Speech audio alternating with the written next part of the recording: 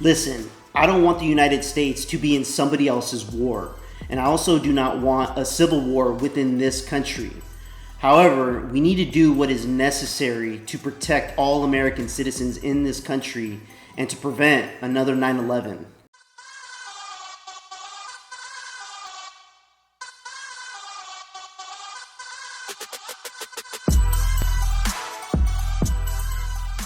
Well, on to this. Earlier in the day at the G7, President Trump said Iran wants to make a deal. That came on the back of some Wall Street Journal reporting, but he noted the 60-day deadline has passed. Listen to this. What have you heard from the Iranians? They'd like to talk, but they should have done that before. I had 60 days, and they had 60 days, and on the 61st day, I said, we don't have a deal. They have to make a deal. It's painful for both parties, but I'd say Iran is not winning this war. And they should talk, and they should talk immediately before it's too late. With us now, Montana Senator Tim Sheehy. Senator Sheehy also sits on the Senate Armed Services Committee, and Senator Sheehy also a retired U.S. Navy SEAL. Senator Sheehy, as we look at all this and piece it together, President Trump said the 60-day deadline has passed. This is as Tehran is begging to come back to the negotiating table. Netanyahu, for his part, said they want to continue to have, quote, fake talks in which they lie, they cheat, they string the U.S. along. It seems the message coming through from the president may be that the time for talks are over. Now's the time for action. Your thoughts? We've been talking to Iran for 45 years, Kayleigh, and the reality is they've been killing Americans and killing Israelis for decades. Their national foreign policy is death to America, death to Israel. So every time we try to be reasonable with them, I mean, look, we had the Biden and the Obama administrations that spent 12 years giving them everything they wanted, loosening up sanctions, allowing billions of dollars to flow into their economy through oil sales, and trying to treat them with kid gloves and hoping by being nice they would change their behavior. What we've seen, obviously, is they're trying to wipe Israel off the face of the earth yet again. That hasn't worked. President Trump and Prime Minister Netanyahu's behavior has worked. Now, guess what? After we've bombed the hell out of them, now Iran wants to come to the table and make a deal. That's how you deal with a murderous, duplicitous regime, and it's working. So let's keep it up. Senator, I want to pull up a satellite image. This is of Fordo. It's the nuclear site that has been much talked about, buried underground about a half mile. While Israel is extraordinarily capable and can do a lot, they cannot get to this site without bunker busters and B-2. That would mean the assistance of the United States. As someone who has served yourself in special forces, do you think that's something that the U.S. should look at doing, assisting Israel in this specific endeavor? I mean, ultimately, this is going to be up to the president and his team. Obviously, every single minute matters here, and they've got to make a decision, every minute of every day as they fine-tune these negotiations. Ultimately, the American people have spoken loud and clear. They don't want to get involved in another war in the Middle East. We don't want American troops on the ground for sure. We don't want tens of thousands of our young men and women deployed yet again. We've been there. We've done that. It's been a long 30 years of conflict there. But at the same time, we have to stay engaged and support our allies. And quite frankly, I think supporting the Israelis and their operations here as they fight for their survival is our most important role that we can fulfill. We're doing that now. We should continue to do that. And I think certain technologically challenging strikes, like you mentioned here, are definitely things we should look at supporting them through if we can. But ultimately, right now, I think it has to be Israeli forces carrying out these strikes because ultimately, number one, they're doing a hell of a job at it. And number two, right now, it's primarily their fight. You know, Prime Minister Netanyahu had this to say. First, he's been extraordinarily complimentary of President Trump and the assistance of the U.S., making clear we have been partners every step of the way on this. He did use the term America first, a much talked about term in conservative foreign policy. Listen to what he said. You want these people to have nuclear weapons and the means to deliver them to your cities? Today it's Tel Aviv, tomorrow it's New York. I understand America first. I don't understand America dead.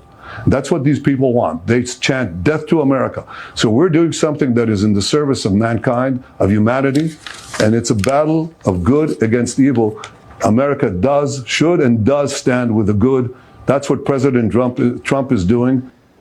Senator Sheehy, much has been made of Iran having 60 days, but to be quite honest, they've had decades, going back to 1979. And over those decades, what they've done is chanted death to America. We are the great Satan. So could you explain to viewers how this aligns with U.S. national interest, helping Israel defensively and making sure that Iran does not have nuclear weapons? To your point, they started off their new era of the new Iranian regime led by the Ayatollah by taking hundreds of American hostage and holding them hostage for over a year. And they followed that for decades of murdering Americans and murdering Iranians. So we got to stand strong in the face of this threat. It's in our interest to de-escalate this conflict by ending it quickly, by finishing off these murderous Iranian attacks on Israel. Senator Sheehy, thank you and congratulations. Only first-term senator to have a bill signed by President Trump in supporting our firefighters. So thank you very much and keep up the great work. And listen, we have some Republicans out there that are not really agreeing with President Trump is handling on this situation with Iran.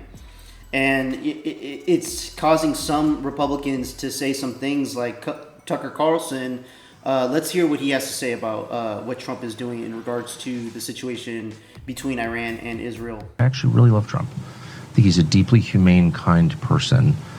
And I am saying this because I'm really afraid that my country's going to be further weakened by this. I think we're going to see the end of American empire, obviously. Other nations would like to see that, and this is a perfect way to scuttle the USS America on the shoals of Iran. But it's also going to end, I believe, Trump's presidency and effectively end it. And so that's why I'm saying this. What do you mean by that? That's coming from you. That's you get. Look, I knew Bush. I knew George W. Bush. We had, family connections to Bush. I knew Bush personally. I still see Bush sometimes, and of course, he hates me, and he does because I criticized him on Iraq, and that war is the sum total, from a historical perspective, of his administration. But I knew him, and he had all kinds of plans for the things that he wanted to do. But once domestically, right, to improve the country. Right. And you may agree or disagree, but in his mind, he wasn't just about the invasion of Iraq in March of 2000. Oh, no. He was going to redo Social Security. 100%, He had all 100%. All types of. He was going to take care of the entitlements issue. And he really thought it was going to work. Yep. And you could laugh at that or whatever, but the point is, the second you get enmeshed in a real war, not a fake, let's go bomb the villagers and declare success, though we don't even have a good track record. Why are the Houthis still there? No, there's a whole other question, right, which is how prepared is the U.S. military for a real conflict? And the answer is totally unprepared. Scary unprepared. I don't think people understand that. And I don't really agree with Tucker Carlson when he said that our military is not prepared for war. Even though the last administration really implemented some crazy, stupid things for our military to make them seem weaker, Trump coming into office quickly focused on our military and appointed Pete Hegseth to ramp up the military, the strength of the military that we have in regards to training, in regards to not implementing these crazy policies. We need our military to show strength. And in time of need, when there's going off in the world, and we need our strong men and women to fight and defend this country, we need them to be ready, not complaining and having safe spaces like the last administration was trying to implement for them. Now, here's an interview that was kind of shocking to hear about, President Trump's assassination attempts. Let's check it out. You just said Iran tried to assassinate President Trump twice. Do you have intel that the assassination attempts on President Trump were directly from Iran? Through proxies, yes. Through their intel, yes. They want to kill him. Look, he's enemy number one. He's a decisive leader. He never took the path that others took to try to bargain with them in a way that is weak, giving them basically a pathway to enrich uranium, which means a pathway to the bomb, padding it with billions and billions of dollars. He took up this fake agreement and basically tore it up. He killed Qasem Soleimani. He made it very clear, including now, you cannot have a nuclear weapon, which means you cannot enrich.